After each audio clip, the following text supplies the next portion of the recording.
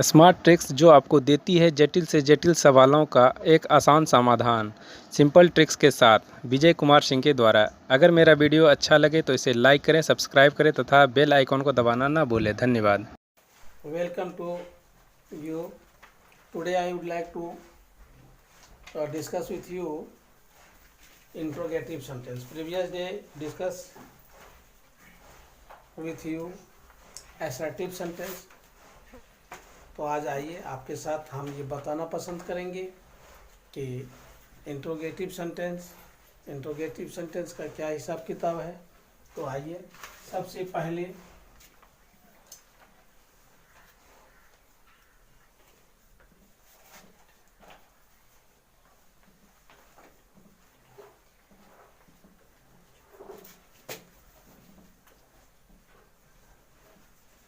Interrogative sentence हो गया ये। अब इंट्रोगेटिव सेंटेंस की पहचान क्या करेंगे, तीन तरफ से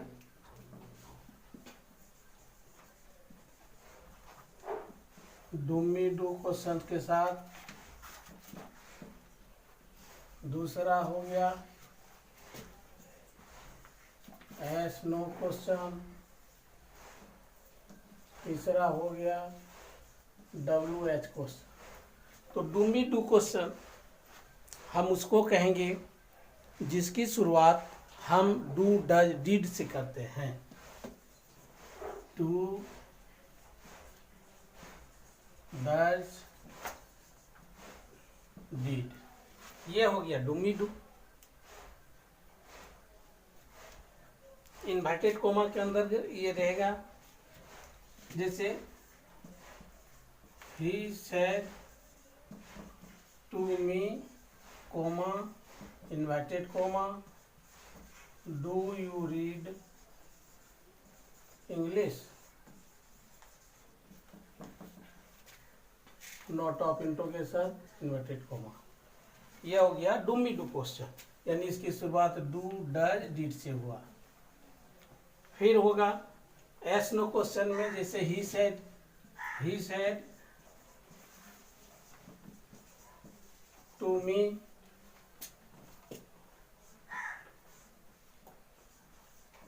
आर यू रीड इंग्लिश, इस तरह से। क्या ठीक है, ये बातें होती है और इन बातों को बहुत करीब से समझने की जरूरत है। इसके बाद डब्ल्यू एच क्वेश्चन है, जैसे डब्ल्यू एच क्वेश्चन में क्या होगा, he said to me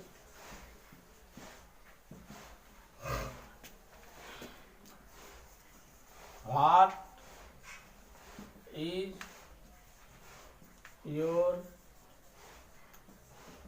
name. ये हो गया डब्ल्यू एच क्वेश्चन।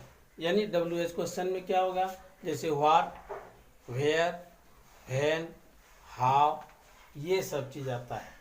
व्हाई, ठीक है ना, ये चीजें होती है, इसको बोलते हैं W H question.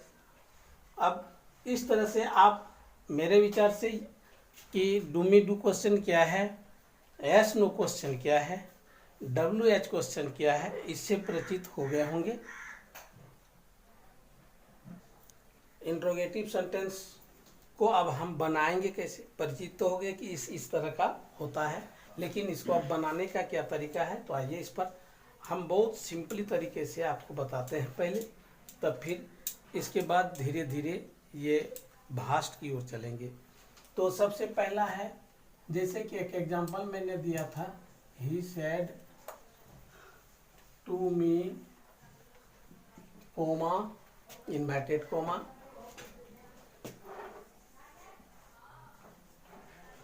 Do you write a novel.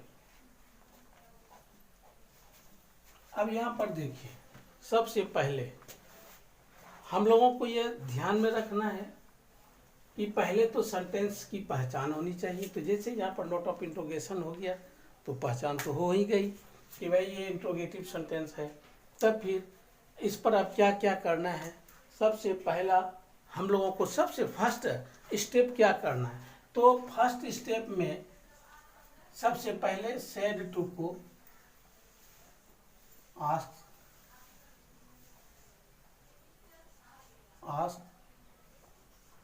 या आस्क्ड में बदलना है। सेड टू को किस में बदलना है, सेड टू को किस में बदलना है, आस्क, किस में बदलना है, आस्क या आस्क्ड में। जैसे यहाँ सेड टू है तो सेड टू बराबर आस्क। अगर यहाँ पर मान लीजिए सपोज दैट सेज टू होता तो आस्क में बदल देते, इस तरह से बदल देंगे। ठीक है, जैसा कि पहले हमने देखा है। इसके बाद स्टेप 2 में क्या करेंगे, यहां पर इन्वर्टेड कोमा और कोमा को हटाने के बाद, इन्वर्टेड कोमा और कोमा को हटाने के बाद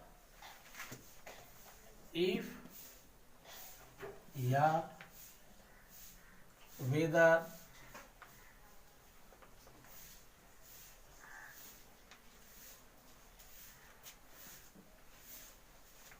WHETHER वेदर का प्रयोग करेंगे। ठीक है, WHETHER वेदर, इफ या वेदर का प्रयोग करेंगे। इफ या वेदर के प्रयोग के बाद तीसरी जो बात होगी कि यहाँ पर चूंकि डू से शुरुआत हुई है तो डू, अगर डूमी डू क्वेश्चन है, डूमी डू क्वेश्चन है तो डू डज डिड,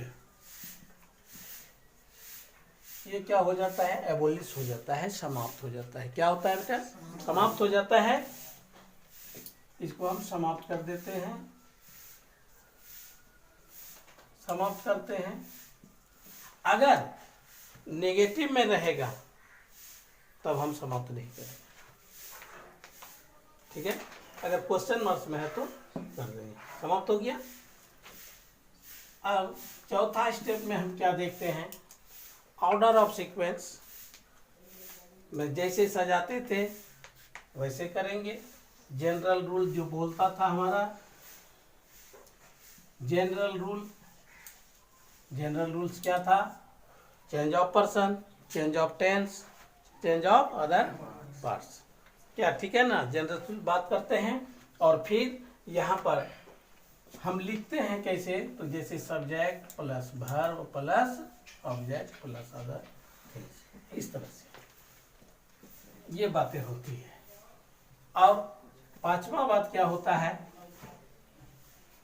कि अंत में जो ये नोट ऑफ इंट्रोगेशन है, जिसको आप प्रश्नवाचक चिन्ह बोलते हैं, क्वेश्चन मार्क्स बोलते हैं, उनको हम ये क्वेश्चन मार्क्स को हटाकर क्या करते हैं, फुल स्टॉप दे देते हैं। क्या देते हैं, फुल स्टॉप। ये किसके लिए नियम मैंने बताया, डायरेक्ट से इनडायरेक्ट बनाने के लिए, डायरेक्ट से इनडायरेक्ट बनाने के लिए। क्या ठीक है ना, तो डायरेक्ट में हमारा सेंटेंस दिया हुआ है, इनडायरेक्ट में इस आधार पर हम बना सकते हैं। क्या कोई दिक्कत, तो आइए इसी सेंटेंस के आधार पर इसका सॉल्यूशन करते हैं। ही सेड टू, तो ही सेड टू के जगह पर पास्ट टेंस है तो asked me if you, second person change into object, second person change into object of reporting verb, second person change into object of reporting verb. और इस तरह से रिपोर्टिंग वर्ब के हिसाब से हम इसको चेंज करते हैं। तो यू मी के अनुसार चेंज होगा, मी है ऑब्जेक्ट, इसका नॉमिनेटिव केस होता है आई। फिर अब यहाँ पर तो डू खत्म हो गया, अब है राइट और यहाँ है पास्ट टेंस, तो इसका V2 बनेगा, रोड ए नोवेल हो गया। Full stop. तो एक एक बिंदु पर अगर इस पर हम देखें, ध्यान दें, तो आप बिल्कुल इसको बहुत बहुत बढ़िया ढंग से कंप्लीट समझ सकते हैं। कैसे, ये देखिए, सेट टू को चेंज करने के बाद इफ का किए दूसरा स्टेप में, फिर इसके बाद इसका डू का खत्म किए, इसके बाद जनरल रूल को फॉलो करते हुए लिखे हैं और इसको हटा करके फुल स्टॉप का प्रयोग किया। क्या क्लियर है? ये this is the interrogative sentence, how to change indirect narration.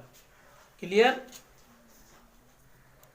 और बहुत सारे हम एग्जाम्पल दें, एक दो और एग्जाम्पल जैसे देता हूं तो आपको बहुत क्लियर कॉन्सेप्ट और करना है तो आइए और एक एग्जाम्पल में देता हूं।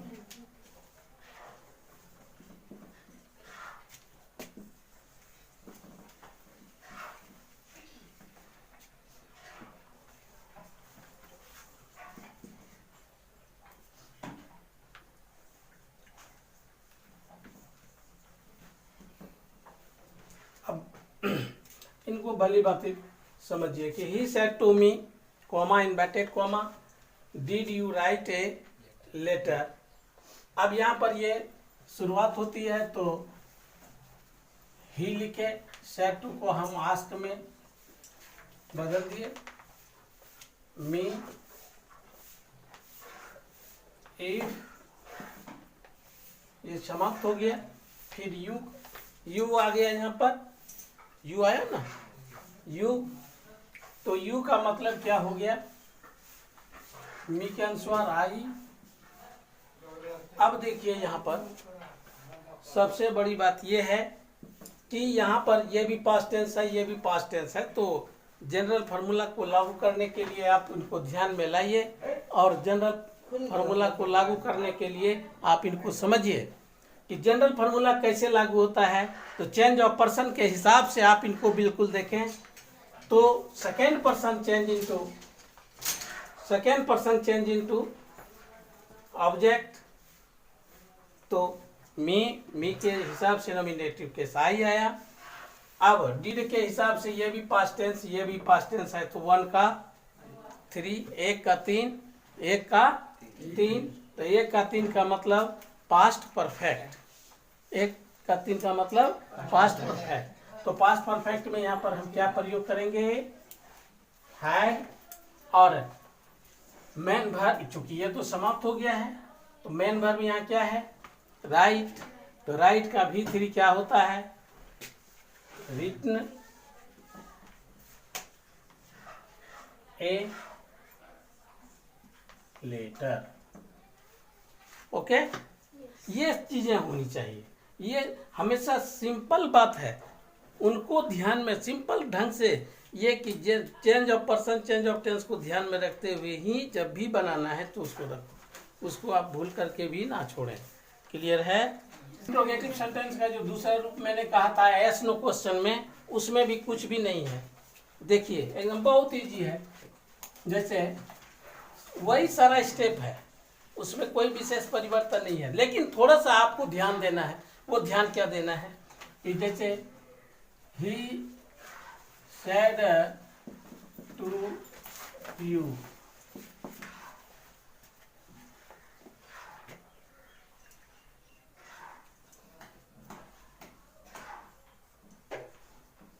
Are you